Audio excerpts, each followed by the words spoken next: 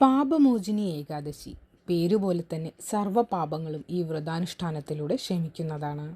കൂടാതെ കുടുംബ ഐശ്വര്യത്തിനും കാരണമാകുന്നു. ദശമി, ഏകാദശി, ദ്വാദശി എന്നീ തിഥികൾ വരുന്ന 3 ദിവസങ്ങളിലായി നീണ്ടുകിടക്കുന്നതാണ് ഏകാദശി വ്രതം. ഇഹലോകത്ത് സുഖവും പരലോകത്ത് വിഷ്ണു സായുജ്യമായ മോക്ഷവുമാണ് ഏകാദശി വ്രതത്തിൻ്റെ ഫലം. വ്രതാനുഷ്ഠാനത്തിൻ്റെ ഭാഗമായി ഈ ദിവസം അർഹരായവർക്ക് ദാനം നൽകുന്നതും വിശേഷമാണ്. ഈ ദാനത്തിലൂടെ തപസ് അനുഷ്ഠിക്കുന്നതിനേക്കാൾ ശ്രേഷ്ഠമായ ഫലം ലഭിക്കും എന്നാണ് വിശ്വാസം. വ്രതാനുഷ്ഠാനം എങ്ങനെയാണ് എന്ന് നോക്കാം. ഏകാദശിയുടെ തലേന്ന് ദശമി ദിവസം ഒരിക്കലൂണ്.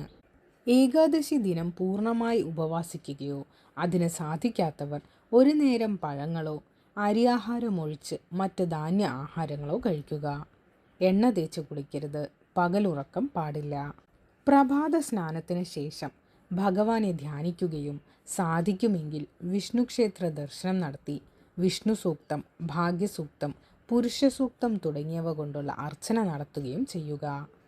അന്നേ ദിവസം മുഴുവൻ അന്യചിന്തകൾക്കൊന്നും ഇടം നൽകാതെ തെളിഞ്ഞ മനസ്സോടെ ഭഗവാനെ പ്രകീർത്തിക്കുന്ന നാമങ്ങൾ ജപിക്കുക. കഴിയുന്നത്ര തവണ ഓം നമോ നാരായണായ ജപിക്കുക.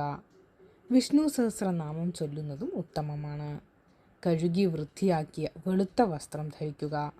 തുളസി നനയ്ക്കുന്നതും തുളസിത്തറയ്ക്ക് 3 പ്രദക്ഷിണം വയ്ക്കുന്നതും ഉത്തമമാണ്. ഭാഗവതം, നാരായണീയം, ഭഗവത്ഗീത എന്നീ ഗ്രന്ഥങ്ങൾ പാരായണം ചെയ്യുകയോ ശ്രവിക്കുകയോ ചെയ്യുക. ഏകാദശിയുടെ പിറ്റേന്ന് ദ്വാദശി ദിവസം ഹരിവാസര സമയത്തിന് ശേഷം മലരും തുളസിയിലയും ഇട്ട് തീർത്ഥം സേവിച്ച് പാരണമിടുക. ഏകാദശി ദിനം മുഴുവൻ വിഷ്ണു ക്ഷേത്രത്തിൽ കഴിച്ചുകൂട്ടി പൂജാതി കർമ്മങ്ങളിൽ പങ്കുകൊള്ളുന്നത് അത്യുത്തമമാണ്. അന്നേ ദിവസം ഉറക്കമൊഴിക്കുന്നതും മൗനം ആചരിക്കുന്നതും നന്ന്. ഹരേ രാമ ഹരേ രാമ രാമ രാമ ഹരേ ഹരേ, ഹരേ കൃഷ്ണ കൃഷ്ണ കൃഷ്ണ ഹരേ ഹരേ. ഈ കലിദോഷ നിവാരണ മന്ത്രം ഏകാദശി ദിവസം 108 തവണ ജപിക്കുന്നത് നല്ലതാണ്.